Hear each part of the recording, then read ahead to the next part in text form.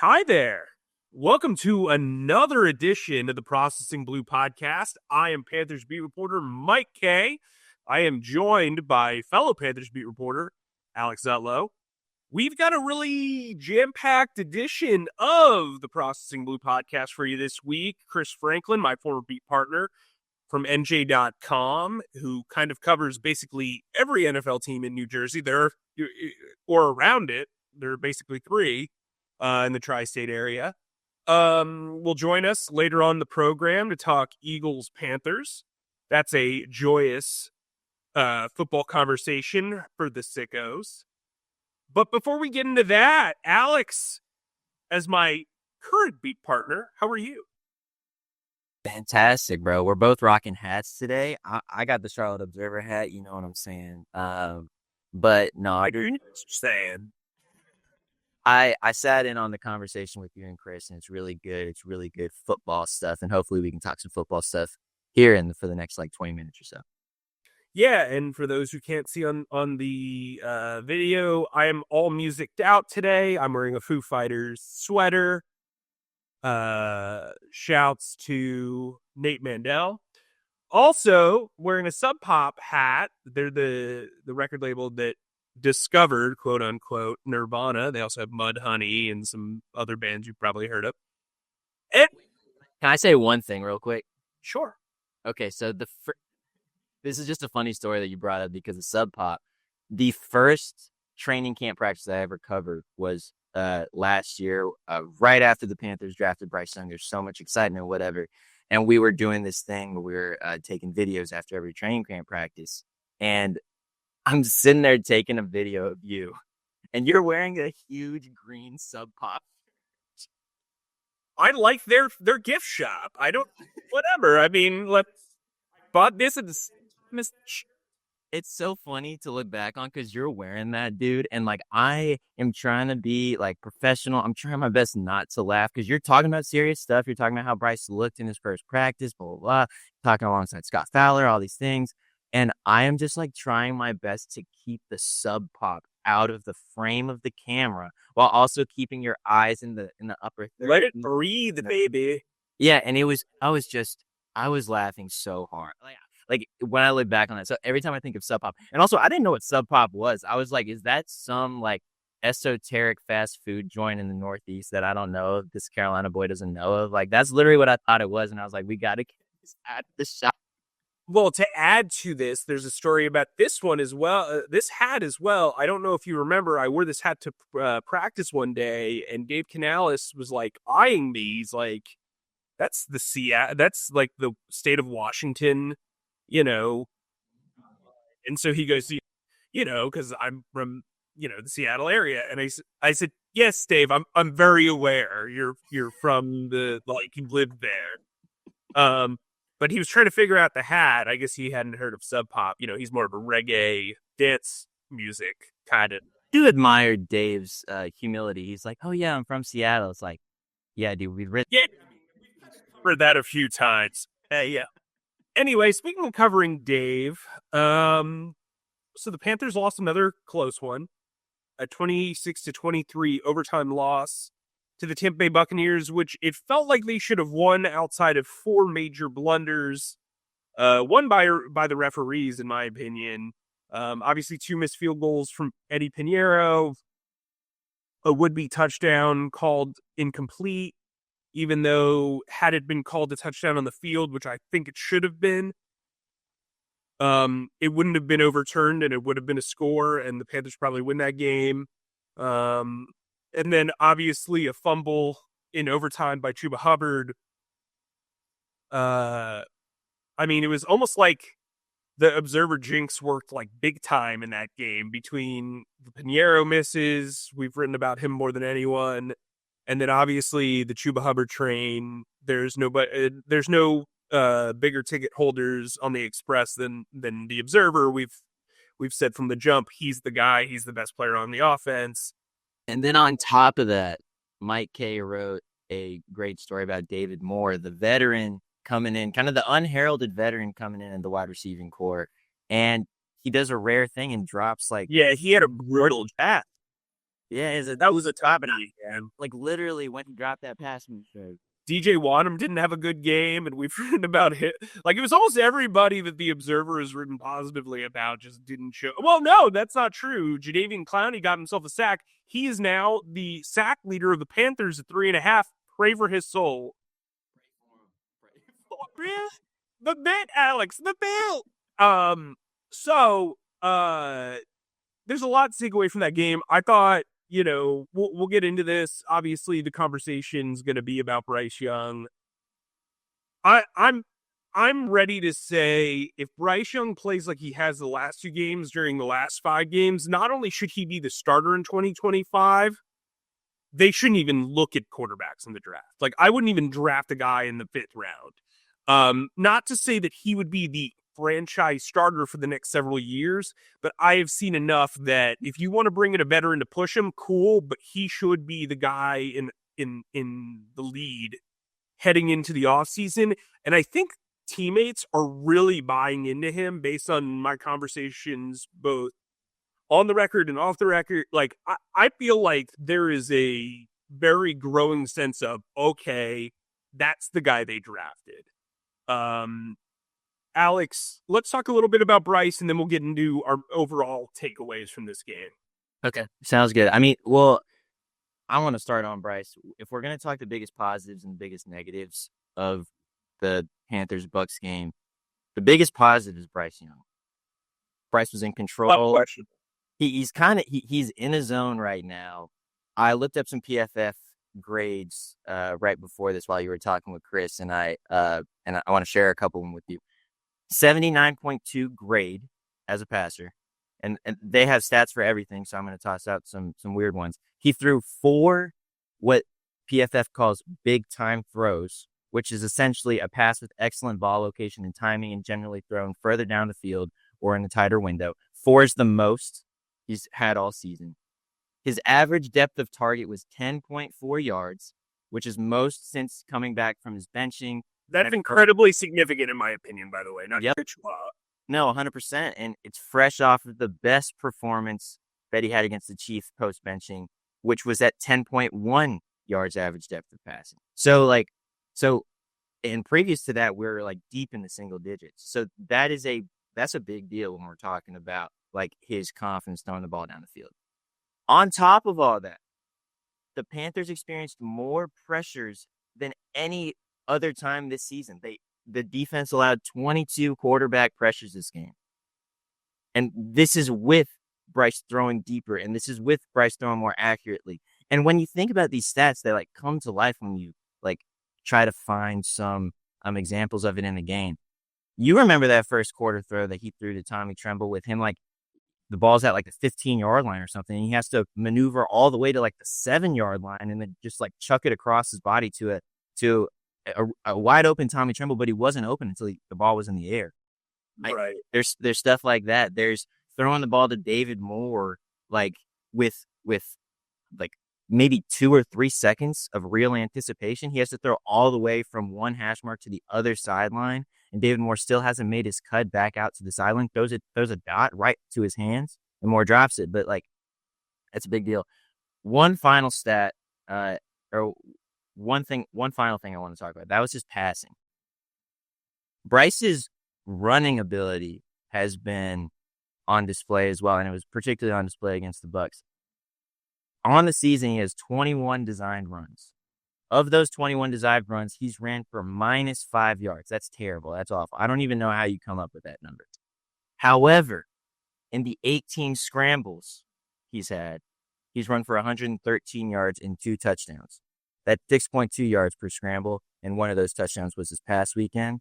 And then, of course, on that touchdown, he like does what I think is like the John Wall dance, which I was talking about on Twitter, and apparently it's just some like dance that kids do nowadays. I don't know. I really thought he was showing out for North Carolina. Alex just said kids nowadays. Well, you know what I'm saying. You know, I'm getting up there in age. My birthday's coming up. But I mean, when you just take everything that this guy has done in the past 2 days, Panthers fans, like, don't be afraid to trust your eyes when you're thinking that Bryce is playing better. Don't fear. And if you want to fear because a good dose of fright, I guess, is like a good thing.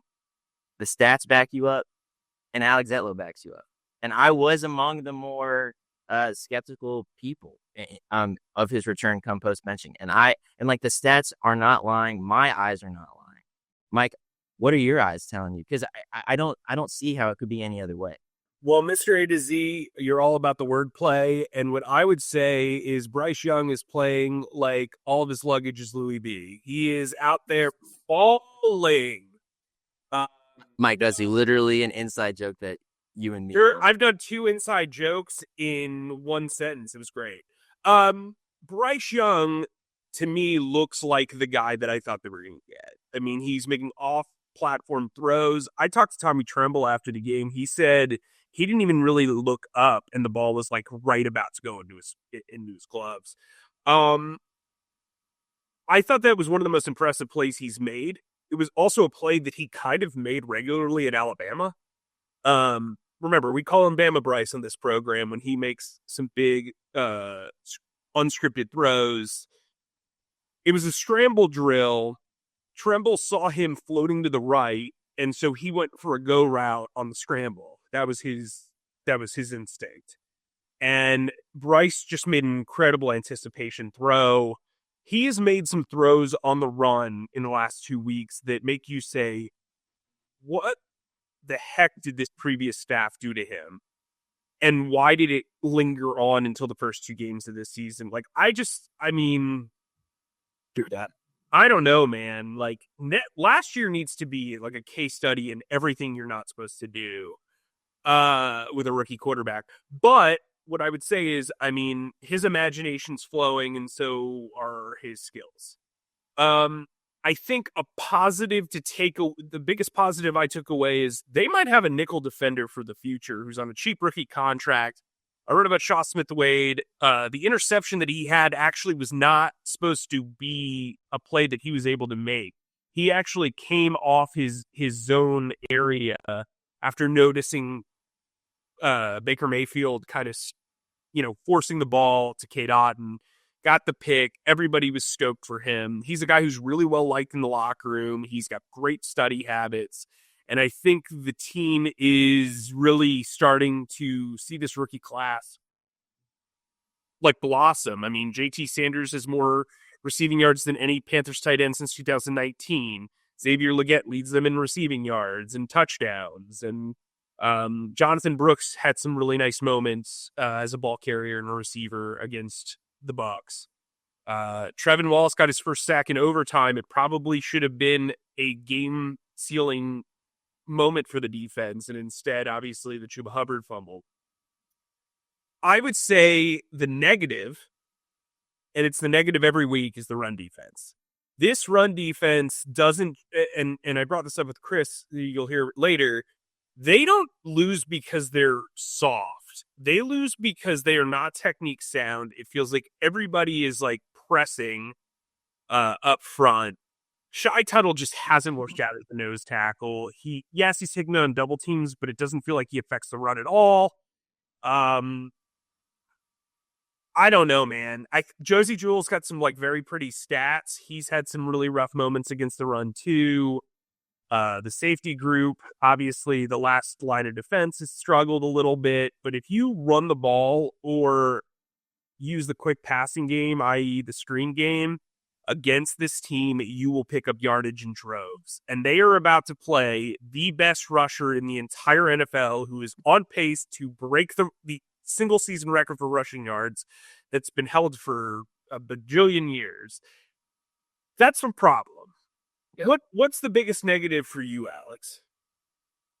I mean, there is really a huge negative outside of the run defense. I can't really add too much onto it. Saquon Barkley is gonna have. He's had a remarkable season. He's gonna have his best game yet. Barring a blowout where they just pull him at halftime after he's run for like probably 180 yards. Right, yeah. Barring a blowout where Sirianni goes to him on the bench and says, "Hey man, like you can run for 400 yards this game," and Saquon just goes, "Nah, let the young guys eat," or whatever. trying to make a reference to that video. That was where he was like rushing for like against the Giants and basically could have gotten 300 yards if he wanted to. Yeah. And then, but I'm just imagining Sirianni like sitting him down and be like, Saquon, you can run for 600 yards. Like, nah. Will Shipley gonna get his time? Even Will Shipley could run for 50 yards against this team, and he has not had the best running start to begin the season. We joke about this. It really can't be overstated that Derek Brown is sincerely the best run stopper in the NFL, probably, and he hasn't been in this system. Sure, it's been catastrophic. Yeah, I mean, you got Shaq Thompson. You got all these injuries. We've talked about it ad nauseum, so I don't think that we always have to bring it up. But like, this is a big deal. I think that's important when we're kind of considering the next segment of where are we at with Ejiro Evero, the defensive coordinator. Mike, personally, I'm still good with him. I don't know a better fit. Who would a better defensive coordinator who'd want to come to Carolina, and who it's and EJ has proven that he can have success here when he has proper talent.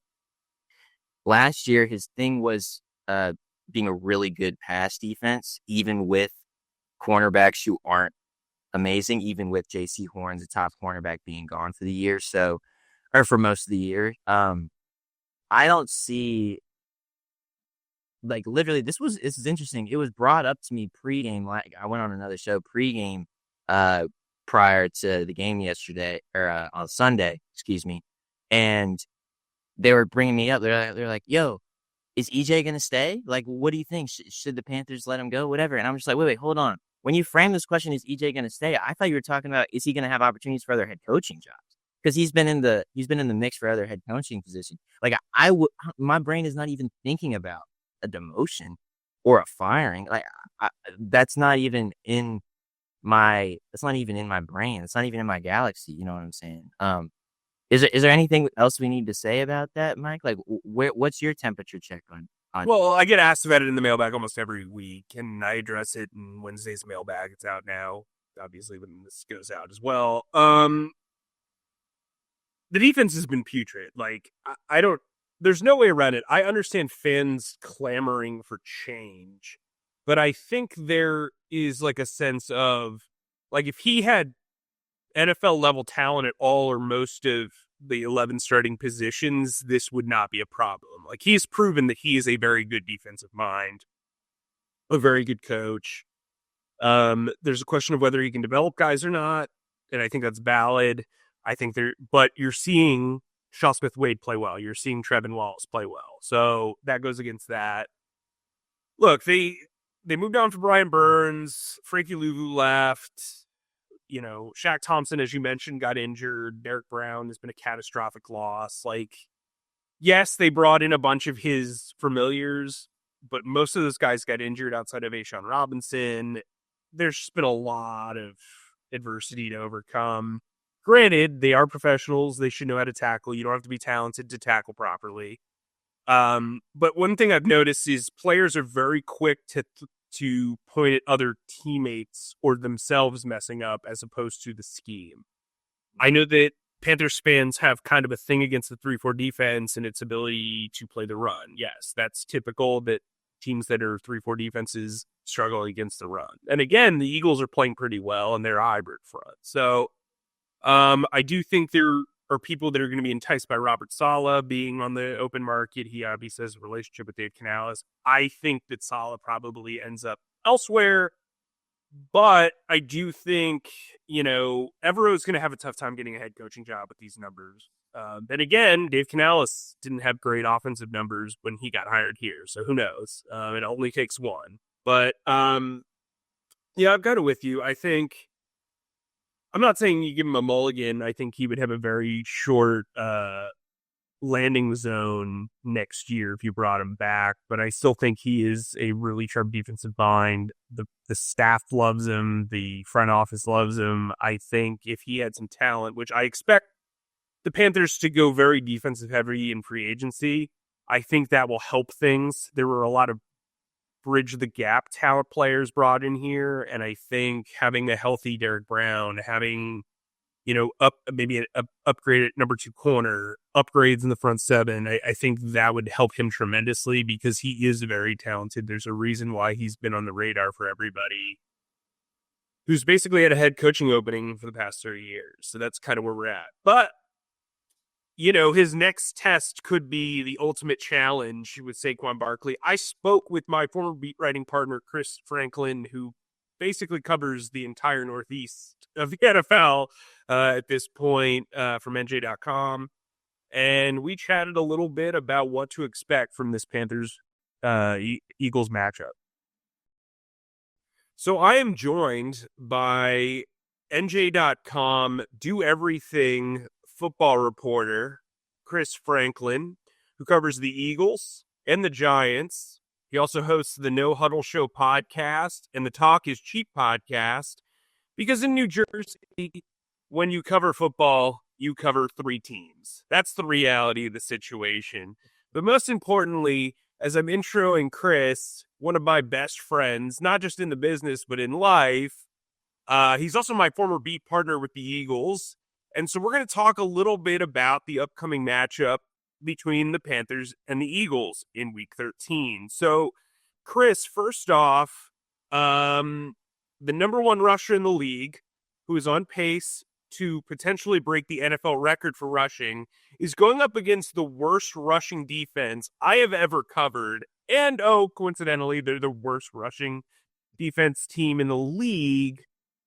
Where are you at with Saquon Barkley, having watched in these last 12 or so games, and how bad of a matchup is this for the Carolina Panthers?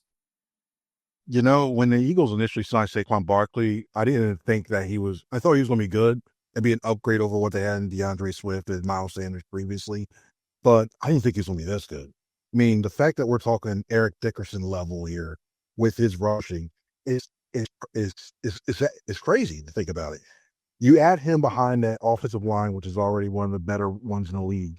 And when you have Saquon Barkley's ability to be patient, to wait for those holes and running lanes to open up, this is a recipe for success. I mean, when you look at when DeAndre Swift, when they had him last year, the biggest thing was when he had the yards after contact. When he got hit, he was down. Pretty much, he got hit. Okay, he's down. Okay, you know where the ball was going to go. Now you have Saquon Barkley's ability. I know we hear Quadzilla and all this talking about his favorite moniker. Well, you hear Quadzilla and the way he's able to go ahead and get those explosive runs over and over, he wears it down. So when I look at him against this Panthers defense, I think he can easily, I think he can get 120 against them. It's a matter of if they get up early, they're going to pull them early because they have those long stretch. They added bye week only long ago, then they'll save them. But 120 is not out the realm of possibility, at least. I think he's going to get 120 by halftime, to be honest with you. I mean, if you watch this run defense, see, that's the thing that's interesting about the Panthers. Like, in Philly and Jersey, we would call it soft, but I don't think the Panthers defense is soft. I just think they're just like technique adverse. Like teams beat them in the running game, not because they're afraid of contact. It's because they can't wrap up properly. And I think when you go up against a Jeff Stoutland offensive line, that's a recipe for disaster because, you look at Lane Johnson, you look at Mekhi Becton, who's been phenomenal at right guard. You look at Cam Jurgens, who has replaced Jason Kelce, like Jason Kelce's still on the field. I'm just curious what you think with that offensive line getting to the second level the way they do. How difficult has that been for opposing front sevens? It's been very difficult, and to the point where normally you think through the whole something like this is where that zone scheme they run comes into play. It's worked perfectly with them because you have those athletic guys that can get to that dimensional wall off. So now not only do you have the primary running lane, and do I mention, and I know you love this, they actually used a pullback in Ben Van Sumeren before he got hurt, and they use Grant Calcaterra sometimes, and they may use Townsend. Who knows? They've been rotating these guys there. You look at it, and it's like they just do a good job walling you off. Not only do you need the primary running lane, they give them cutback options as well, too, because you got the backside hustling, doing their job to do that as well, too. And I see that. And then you follow the Panthers a lot more than I do. I look at them a couple of times. I see the gap discipline as well, too. Not only just tackling, some of their gap discipline issues, and then some of the over pursue. You can't do that against Saquon Barkley. The moment you try to go this way, they'll just pass you off somewhere else. Next thing you know, there's like the Red Sea parted, and he's running for like 20, 30 yards, and before somebody touches him. So, yeah, I mean, that combination has been deadly for them. And the fact that Stout was also the run game coordinator, it kind of helps them as well, too.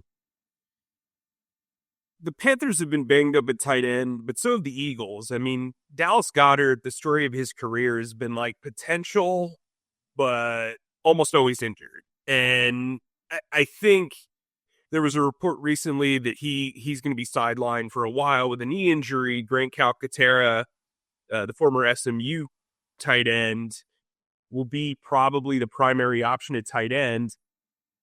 I know the Eagles are throwing less than any team in the league, but is Grant Calcaterra worth being concerned about, considering the Panthers can't stop crossing routes against tight ends? They did a really good job against Cade Otton, but I think that was more of a function of Baker Mayfield being injured in the second half and them focusing on the screen game. Where do you think Grant Calcaterra can make an impact in this game? Well, you hit it right on the head with Goddard. Because I feel like it's watching that like a 90s rom-com at the end where it's like, wow, there's a best thing, but hope for more. And then you wait for the more. Can't find it. But with Calcaterra, he's already familiar with Hurts from the time when you were in Oklahoma. So he's not like he's working to a completely different guy that he doesn't know. And then you look at the way when he stepped in earlier this season when Goddard had that hamstring injury. And he's become a trusted target when he's on the field. The point where you're like, you know what? Do you move on from Goddard after this season? Because Calcaterra is a competent tight end to be able to start in there. Maybe you get draft a guy, he's your bridge to whoever you draft. You look at the way he does, the one knock against him was always his block. That was it. Because you knew he's a route runner. He's really could be an HVAC if he had a system that was for that. And now that he's fixed it, he's not the best blocker in the world. He's not going to be like, wow, you could teach tape. Wow, this guy is really good at sealing it. But he's done enough now where it gets him on the field, where he's adequate enough working those combination blocks with Lane Johnson and Jordan Mailata on the outside edges, where you're like, you know what? He's a decent tight end. And you look to it, I think this offense is still going to run through A.J. Brown. Devontae Smith's coming off the hamstring. I think he comes back this week. They're still going to try to get him his targets. But I wouldn't be surprised if we saw maybe 3 targets, one probably like a dig or what have you, or the hook to curl area, something like that, where he's enough where he can get you a first down here or there, and then they'll reverse back to the run game and run the play action off of that. That's where I think, if you're looking from a Panthers perspective, watching Grant Calcaterra in that play action pass and getting up there, say, running like in a post or like the intermediate part of the passing game, that's where I think he could be effective for a couple first downs. You brought up Devontae Smith. I know he's been sidelined for a couple of games. A.J. Brown, I think they're undefeated when A.J. Brown plays. I mean, how has Saquon Barkley being in the lineup affected the way that A.J. Brown is used and the way defenses are playing him?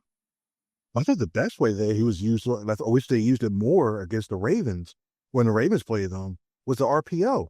Because you have to sell out, because it puts you in a tough position. You want to keep those safeties back because you don't want to give up the big play and the explosive play. But then you want to help out with the run game. So when you keep those safeties back and you try to keep the route safety go six man front and in front, you fill that place. He can just do as he's pleased in the middle of the field. And I look at the way that he's in this. I wish they used it more in terms of that. And I look at the way that he's playing there. AJ, he's another guy. We might see 100 in there. I mean, look at his career. He has its potential to set an NFL record because I think he's the 7th person to have 500, 800, 700, 800, something like that, at least his first 5 seasons, and get 5 touchdowns as well, too. I think he does in this game. He's that good. He's that good a receiver. I think he continues to go and move the ball down the field. And to me, it's almost criminal in a way that he should have way more receiving yards. I know he got injured earlier in the season. He should be up there, in my opinion, with Jamar Chase the way this offense is. And Barkley's presence on that field and drawing that and worry about that play action pass, it just opens up so much for him, man. We've got 9 minutes without talking about Jalen Hurts. Jalen Hurts is a rushing touchdown machine, not in the way that Cam Newton was. Obviously, the tush push is a big topic of contention in Carolina because everybody's like, well, Cam Newton would rush for 10 yards to get a touchdown, blah, blah, blah, blah, blah. But what Jalen Hurts seems to be doing is after an early stretch where he was turning over the ball and making mistakes. I mean, right now he has 5 interceptions on the season. This run that they've had, I want to say it's 9 straight wins, right?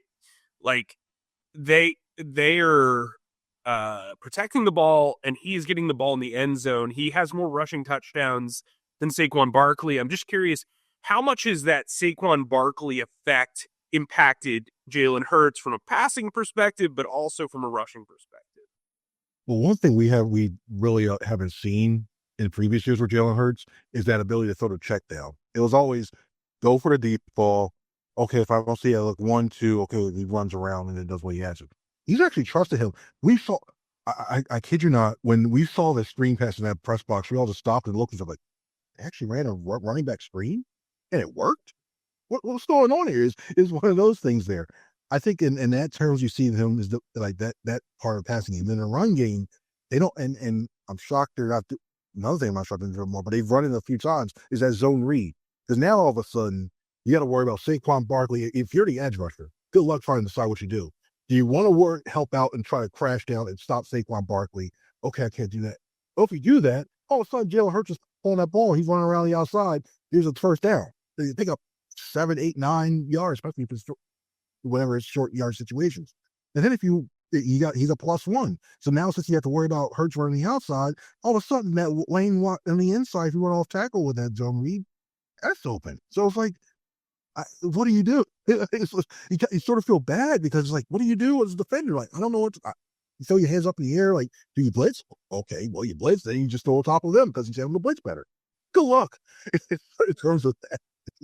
Well, you're painting a miserable picture for Panthers fans. Oh wait, now we have to talk about the defense that's been incredible basically since like week 3. What stands out to you about that unit? Why are they playing so well? And I'll have one more question after this regarding the defense, but what stands out to you about that front 7, about that safety unit? Obviously, they've got 2 awesome rookies in the secondary. Give me a big picture look at this starting 11 and then the rotation. Definitely. For the first time in a while, they actually have a second level in defense and linebackers. You look at Zach Bond and Kobe Dean, the way they play. Zach Bond is arguably playing at an all-pro level. The way that he's able, and the fact that they initially signed him to be an edge rusher, and all of a sudden he's a middle linebacker off the ball guy, he's playing as well as him. You got to credit the second person reason why they're doing so well, Vic Fangio. You got a veteran coach who knows how to manipulate that front, and also it was the secondary to back up to try to confuse the quarterbacks. It's almost like that. Remember a couple of years ago, everybody's talking about the blue dresses, the blue is a gold, what have you. Yeah. He's doing that to the quarterbacks because you think like, oh, this is cover 2. Wait, it's cover 3. Wait, there's a man there, and that's just enough that you have all of a sudden Jalen Carter, who's one of the top 3 defensive tackles in the league now. He's coming down barreling that thing, so you can't even look at the coverage anymore. You got to roll around. Then all of a sudden, Nolan Smith, who was borderline in the bust discussion as a first round pick, he's starting to pick it up and getting pressure off the edge. Josh Sweat's starting to rising up. He's in the contract year, so he's doing very well. You can't do it. And then you look at the rookies, Cooper DeJean, and it's like arguably the slot is one of the toughest positions to pick up, especially as a rookie. So much stuff going on. He's playing like there's nothing there. And he's doing well against the run, but saw the hit he had of Derrick Henry. And Quinyon Mitchell has allowed 1 touchdown this whole entire season. Going against it seems like everybody wants to target him because he's the rookie with teaching using their top receivers, and he's starting them down. And it's like, this is a Philadelphia defense that's number 1 in the league. Philadelphia has the number 1 defense. Wait, I feel like it's in the early 90s. Something's not going right here, but here we are, and they're just playing extremely well right now. Yeah, and that touchdown, I believe, to Quinyon Mitchell was like in garbage time, right? Garbage time, yeah. Yeah, it was like a floating pass that he just misplayed. You brought up Josh Sweat. There's also the guy I like to call Milty Shake, Milton Williams, who is killing it as a rotational pass rusher. The 2 of them just seem like earmarked guys on the shopping list for Dan Morgan in the offseason. It seems like Howie's going to have to choose between one of the 2, right? Especially with Jalen Carter playing the way he is. Nolan Smith, you want to give him time. They paid Bryce Huff. Which of those 2 guys do you think hits the open market, or are they looking at like a potential franchise tag and getting ahead of this sort of thing?